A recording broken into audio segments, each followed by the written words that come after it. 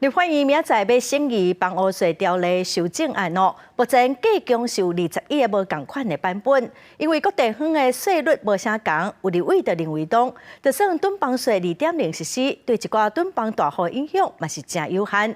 民众党团佮有民间团体就呼吁讲，中央应该爱另外订定囤房特别税来解决问题。为了阻挡囤房佮炒房，房屋税条例修正案18就要伫个立法院财委会来审议。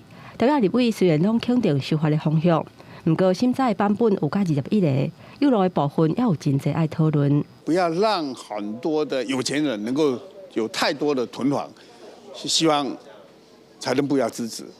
而且必须统一由财政部来规定，而不是丢给地方政府去做决定的话。国党团甲立委的版本内底，以立委5亿顶6户以上，就爱扣10%是上较严格。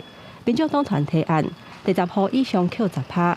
不过根据财政部的推算，囤房税2.0推行了后，囤房大户每一年扣的税，敢若增加3500至6500，影响实在有限。人数有多少呢？了不起就是1、2千人而已，而且多了4000块，搞不好还马上再转嫁到房租去，转嫁到房价去，所以基本上真的是没有那么大有实质有效用啊。民间团体为税制合理化的角度，支持囤房税2.0，不过建议透过中央另外定囤房特别税，采取税金扣档税、出租免税的概念，希望把囤房大户的厝会当释放出来，进入税厝的市场。所以我们设计的是，我针对都会区，我设计一个很高的税。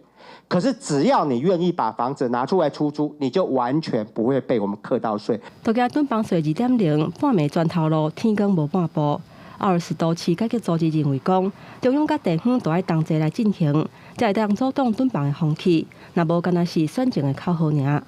记者综合报道。